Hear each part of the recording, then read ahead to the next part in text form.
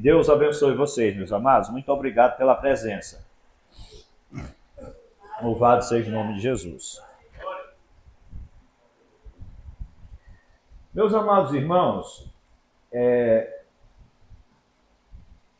quem estava aqui no último estudo, no último domingo que eu ministrei, lembra que a gente deu início a um estudo escatológico, né?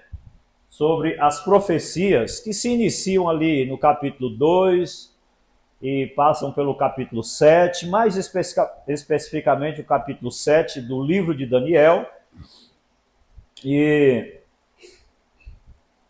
naquele domingo eu até empolguei um pouco e a gente passou um pouco do horário, né? Mas hoje eu prometo aos irmãos que nós não passaremos de 30 minutos, né? De 8h30 aí a palavra, né? A mensagem, tá bom? Nós estaremos, se Deus quiser, administrando o tempo. Então aqui, fazendo uma retrospectiva sobre o estudo, nós paramos num personagem chamado Etíoco Epifânio, que é a flecha que aponta para a besta, né, para o homem da iniquidade, para do capítulo 13 ali de Apocalipse, né, que é a besta. Então, por que Antíoco Epifânio é uma flecha? É uma simbologia ou uma representatividade do homem da iniquidade do fim dos tempos. Porque Antíoco Epifânio, do capítulo 8 ali de Daniel, ele fez coisas com os santos semelhantes às que o inimigo, né, que o falso profeta e a besta farão nos últimos anos, nos últimos tempos. Etíoco Epifânio, ele profanou o templo, né? E a besta também irá profanar o templo, nós vamos observar isso. Antíoco Epifânio, ele proibiu a adoração, também será proibida a adoração, né? Na grande tribulação, onde o inimigo do governo mundial vai proibir se adorar a Deus e ele vai querer ser adorado. Antíoco Epifânio erigiu uma estátua, uma grande imagem no templo do Senhor naquela época, né? A imagem de Júpiter. A besta também fará isso no templo do Senhor. Então, assim, como Antíoco Epifânio matou milhares, né, dos santos do Senhor, também a besta o fará. Então, a profanação do templo, por exemplo, Antíoco Epifânio, ele matou uma porca, né? E espargiu o sangue da porca nos pátios, né? Nas paredes dos pátios ali do templo do Senhor. Então esse homem ele foi muito mal, assim como será também a besta de Apocalipse, que irá ainda se manifestar. Amém? Pastor, como acabou essa devastação de Antíoco Epifânio? Segundo a história, ela se encerra em 25 de dezembro, 265 anos antes de Cristo, quando um judeu patriota, por nome Macabeu, Judas Macabeu, mais especificamente falando, ele purificou o templo e consagrou novamente o templo do Senhor. E é interessante que aqui, nesta profecia, tem um número que foi cumprido nesse tempo. A profanação e a purificação e a consagração do templo, houve um intervalo de 2.300 dias. Isso estava profetizado, né? Um pouco mais de 6 anos. Isso significa que esta profecia, essa parte da profecia escatológica, ela já se cumpriu. Vamos lá para Daniel 8:14. Daniel 8,14. E ele me disse, até 2.300 tardes e manhãs, e o santuário será purificado. Então, esta profecia se cumpriu quando Judas Macabeu, né, retomou o poder e destruiu ali o império, o reinado do Etíoco Epifânio, tá? E restaurou o templo e a adoração no templo. Amém? Louvado seja Deus. Então aqui nós podemos observar, sem dúvida, que Antíoco Epifânio, o chifre pequeno do capítulo 8 do livro de Daniel, ele foi uma imagem, veja bem, porque ele não é a besta, mas ele foi uma imagem antecipada do homem da iniquidade, que é o chifre pequeno de Apocalipse, capítulo 13. Ok? Então nós vamos... a gente fez essa recapitulação aí, essa retrospectiva, para a gente poder entrar...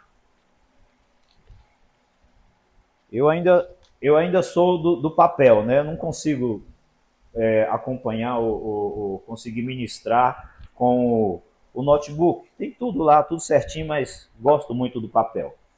Mas amém. Então, o chifre pequeno do capítulo 13 de Apocalipse, onde essa profecia será ampliada ao anticristo. Aí sim será o anticristo profetizado por João e também por Daniel. Vamos lá? O anticristo, ele surgirá como o pequeno chifre que arrancará 3 dos 10 chifres, ou seja, dos 10 reinos, né? Que reinos são esses, meus amados irmãos? As subdivisões, as divisões de Roma, tá? Então esses 10 chifres ali, e esse anticristo, ele vai surgir do meio deles, ele arrancará 3 dessas nações e tornar-se-á o governante mundial. Tá? Tá tudo na palavra do Senhor. Então ele oferecerá um tratado de paz que durará apenas 3 anos e meio. Isso também está profetizado por Daniel, no capítulo 7, versículo 25. Não somente João, mas Daniel diz o seguinte: e proferirá palavras contra o Altíssimo, tá? E destruirá os santos dos santos, assim como Antíoco Epifânio o fez, tá? E cuidará em mudar os tempos e a lei, tá? Ele vai mudar os tempos e a lei, ele vai querer fazer tudo ao seu bel prazer, totalmente ao contrário de Jesus Cristo, que veio em nome do Pai, fazer a vontade do seu Pai, tá? O anticristo, ele virá cumprir a sua própria vontade. Ele próprio vai mudar os tempos e a lei, vai cuidar disso. E eles serão entregues nas suas mãos, ó, presta atenção aqui, por um tempo, 1 ano. E tempos, 2 anos. E metade de um tempo, 3 anos, 3 anos e meio. Entendeu? A grande tribulação, ela acontecerá em 7 anos, mas ele virá, oferecerá um tratado de paz. No meio disso aí, com uns 3 anos e meio, ele próprio quebra o seu acordo, se revela, por quê? Porque os santos não aceitarão o sinal da besta. Tá? Muitos, né? E aí serão considerados os rebeldes. Aí é hora dele caçar e destruir, tá bom? Isso aqui acontecerá na grande tribulação. Por isso que a igreja precisa se preparar para o arrebatamento. A noiva do Senhor não passará por este sofrimento. Jesus iria deixar a sua noiva sofrer essa tribulação? Não iria, não é? Então aqui acontece exatamente o seguinte. Vejam que o versículo anterior, ele além de perseguir e destruir os santos do Senhor, né, que é os judeus e gentios, não somente judeus, mas os gentios que ficarão na grande tribulação, ele também tentará mudar as leis e o tempo. Né? Isso se dará, então, meus amados, na grande tribulação. Depois, ele quebrará esse tratado, né? Como a gente já falou, o anticristo, ele será um mentiroso, enganador, uma ferramenta de Satanás, como afirma João, na sua primeira carta, 1 João 2, 22, ele é um mentiroso. Mesmo assim, convencerá muita gente. Ó. Quem é o mentiroso, senão aquele que nega que Jesus é o Cristo? É o anticristo. Esse mesmo que nega o Pai e o Filho. Então, ele nega o Pai e o Filho. Ele se faz Deus na terra depois do arrebatamento da igreja. Há um processo a ser cumprido. A primeira profecia da Bíblia descreve-o como o inimigo da semente da mulher. Esse mesmo é a serpente de Gênesis, capítulo 3, versículo 15. Gênesis 3,15. E porém, inimizade, você vê que a guerra, a inimizade, ela está desde de Gênesis, desde o princípio do mundo. E porém, inimizade entre ti e a mulher, entre a tua semente e a sua semente. Esta te ferirá a cabeça e tu lhe ferirá o calcanhar. Né? É uma simbologia da serpente, a cobra, que durante a história da humanidade, a cobra ela não fere a cabeça da pessoa, ela fere o calcanhar da semente da mulher. E a mulher, ou a semente da mulher, que é o homem, quando você mata a cobra, você bate na cauda ou na cabeça? Não é na cabeça? Então, o que está dizendo aqui? Tu lhe ferirá, assim, ó, porém inimizade entre ti e a mulher, entre a tua semente e a sua semente. Esta, ou seja, a mulher, te ferirá a cabeça e tu lhe ferirá o calcanhar. Por isso que a cobra, quando fere o ser humano, ela fere no calcanhar. Quando o homem fere a cobra, fere na cabeça. Mata a cobra e bate na cabeça, né? Quem não já matou cobra aí, né?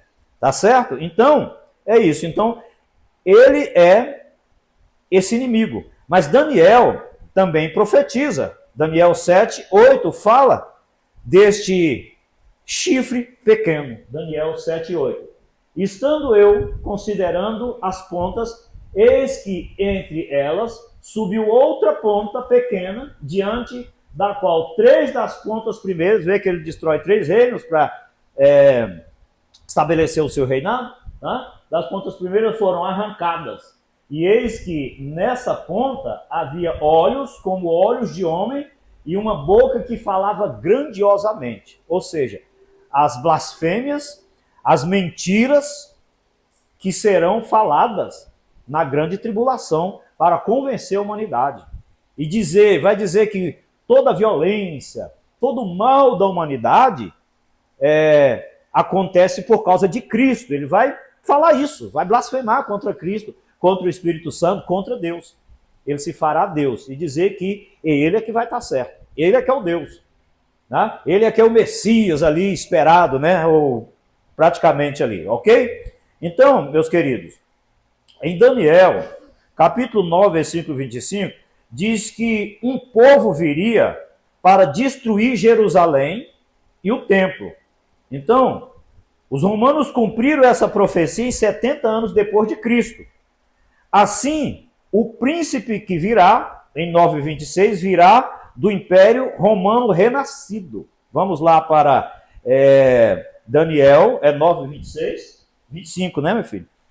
25, deixa eu ver. 26. Daniel 9:26.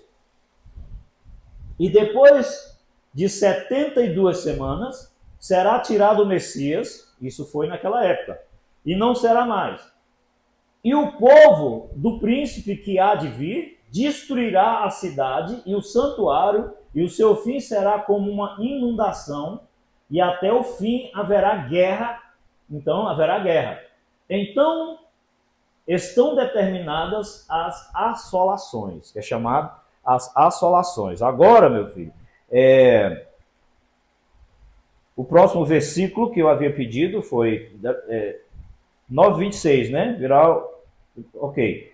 Agora, enquanto Jesus veio para tratar de negócio do seu pai, a gente viu, eu havia falado isso, eu quero mostrar para os irmãos em Lucas 2:49, o anticristo fará a própria vontade dele. Eu quero repetir isso aí só para ficar no nosso coração, na nossa mente. Lucas 2:49 mostra que Jesus ele veio cumprir a vontade do Pai, sob obediência do Pai ali.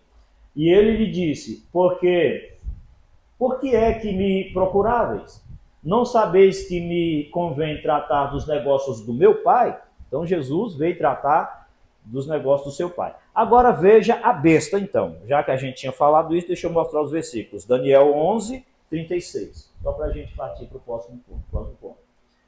Esse rei fará conforme a sua vontade, e se levantará e se engrandecerá sobre todos, né? Sobre todo Deus, tá? Sobre todos os deuses da terra aí, né?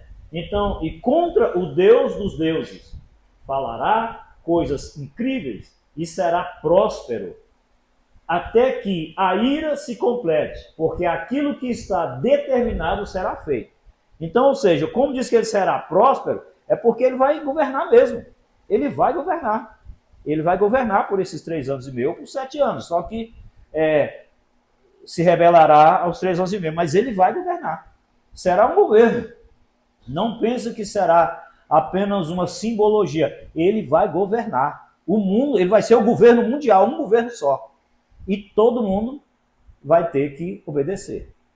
Mais para frente a gente vai ver o que vai acontecer com aquele que não quiser obedecer, ok? Então aqui nós observamos que ele veio pela sua própria vontade, totalmente contrário de Cristo, que veio cumprir a vontade de Deus.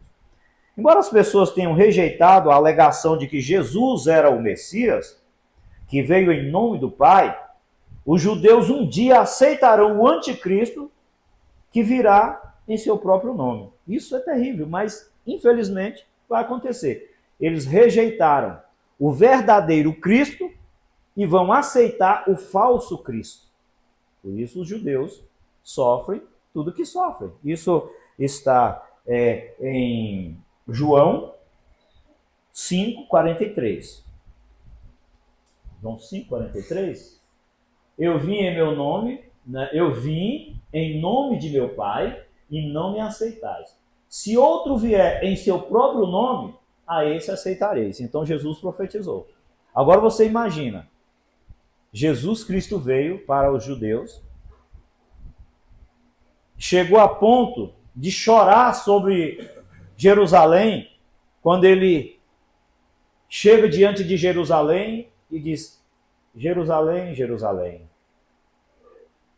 que mata os profetas e que apedrejam os que a ti são enviados. Quantas vezes quis eu ajuntar os seus filhos, como a galinha ajunta os pintinhos debaixo das asas, e tu não quiseste. Você vê que eles rejeitaram.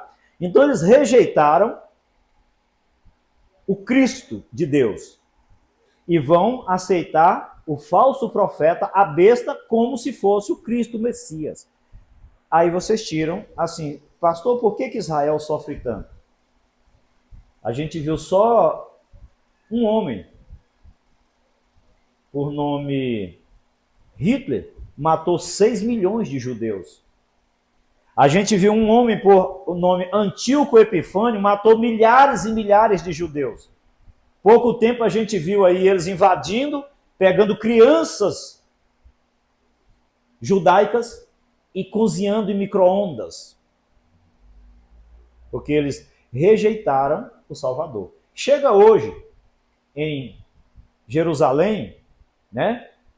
E fale Yeshua HaMashiach, por exemplo, né? Que em hebreu quer dizer Jesus é o Messias. Se você chegar lá e Yeshua HaMashiach, você vai ser apedrejado, você vai lá anunciar que Jesus é o Messias. O povo de Deus rejeitou o Filho de Deus e vai receber o anticristo como Filho de Deus. É triste, irmãos. Como se sente Deus? O Pai que escolheu, que amou o seu filho e protegeu. Vejam o que Deus fez com Israel, quando tirou Israel dali do Egito. Deus fez tantas maravilhas. O povo comia maná, pedra dava água, sombra durante o dia, a muralha de fogo durante a noite, presença de Deus o tempo todo, e esse Deus e esse povo, um momentinho só que o seu profeta sobe ao monte, eles fazem um bezerro e dizem, esse bezerro foi que nos tirou do Egito. Então, gente, é isso. Porque tem gente que acha, mas é muito radicalismo que vai acontecer com os judeus. Aí vocês estudam a história deles. Deus é o pai rejeitado, tá certo? Deus é o pai rejeitado. Então, louvado seja Deus. Embora já isso vá acontecer, o apóstolo Paulo nos alertou que a vinda de Cristo ela será precedida à manifestação do anticristo, tá? Por isso a gente não deve ter medo da grande tribulação. Só aqueles que não estão firmes com Cristo, que não se converteram, que não aceitaram a Jesus Cristo como seu único e suficiente Salvador. Tá certo? Aonde Paulo disse isso? Vamos lá para 2 Tessalonicenses 2, de 1 a 4. 2 Tessalonicenses 2, de 1 a 4. Não esqueça que nós estamos estudando o anticristo, as ações do anticristo, que iniciamos ali em Antíoco Epifânio, que era a flecha que apontava para o anticristo. Tá? 2 Tessalonicenses 2, de 1 a 4. Ora, irmãos, rogamos-vos pela vinda de nosso Senhor Jesus Cristo, pela nossa reunião com Ele, que não vos movais facilmente do vosso entendimento, ou seja, não se desvia do que vocês sabem não, do vosso entendimento, tá? Nem vos perturbeis, quer por espírito, quer por palavra, quer por epístola, como de nós, como se o dia de Cristo estivesse já perto. Calma lá, ninguém de maneira alguma vos engane. Está aqui a palavra de Deus, nos dando garantia. Porque não será assim, sem que antes venha a apostasia e se manifeste o homem do pecado, o filho da perdição. Quem é esse homem do pecado? É o anticristo. Esse, João profetizou que ele viria, tá bom? O qual se opõe e se levanta contra tudo que se chama Deus ou se adora, de sorte que se assentará como Deus no templo de Deus, querendo parecer Deus. Ele vai assentar no templo de Deus. Naquela época em que ele for governante mundial, é ele que manda. É ele que vai, entendeu? Jesus leva a sua igreja, nós teremos aquele período ali de 7 anos, e a grande tribulação vai estar acontecendo em tudo isso aqui. Ele vai entrar no templo de Deus em Jerusalém e se assentar no trono ali do templo e dizer, eu sou Deus a partir de agora. Israel não esperava um rei assim? Eles não queriam um menino embrulhado em panos humildes, em uma manjedoura. Eles queriam um rei que enfrentasse tudo. Aí o governante do mundo virá desse jeito para enganar o povo de Deus. Amém? Eu falei, então tem mais 5 minutinhos aí, né? Mas a gente vai devagarzinho, vamos estudando aqui. O título Filho da Perdição, que nós acabamos de ver, ele só foi dado a 2 pessoas, o Anticristo e Judas Iscariote. Então veja bem, que é 2 Tessalonicenses 2:3 e João 17:12. Filho da perdição. Porque pode ser que alguém, pastor, mas não é Judas? Não. Esse nome também foi dado a Judas. Para que não haja confusão, a gente está explicando que a Bíblia chama ele também de filho da perdição. Vamos lá? Estando eu com eles no mundo, guardava-os em teu nome. Jesus falando, orando a Deus, tá? Tenho guardado aqueles que tu me destes. E nenhum deles se perdeu, senão o filho da perdição. Quem foi que se perdeu dos discípulos de Cristo? Judas, que se enforcou, né? Para que a escritura se cumprisse. Tá também tudo na escritura. Agora, meu filho, em João 17:12, é João 17:12, foi isso? Não, isso nós já lemos, né? Tá, foi o que nós acabamos de ler. Não, é isso mesmo. Então tá, não precisa repetir. Em 2 Tessalonicenses a gente já tinha visto que esse título foi dado a ele, agora também a João, a Judas. Ok, fechamos esse assunto aí. Lembra que no início do nosso estudo, onde eu disse que o mar retratava as nações gentias, os irmãos estão lembrados? Os irmãos que estavam aqui? O mar revolto significa as nações gentias, tá? Quando você sonhar aí com águas revoltas e tal, glória a Deus que pode ser sinônimo de guerra, de tribulação, de briga. Então, as nações gentias. Então, o anticristo, ele é identificado como a besta que surge do mar. Olha como ele vem. Ele vem do mar. Lá em Apocalipse 11, 7 e 13, 1, então isso significa que o anticristo surgirá de dentro das 10 nações representadas no sonho de Nabucodonosor. Ali, e também da visão de Daniel. A mesma coisa. Você viu que Apocalipse, Daniel 2, Daniel 7, é a mesma coisa, fala-se da mesma história, das mesmas revelações, das mesmas profecias.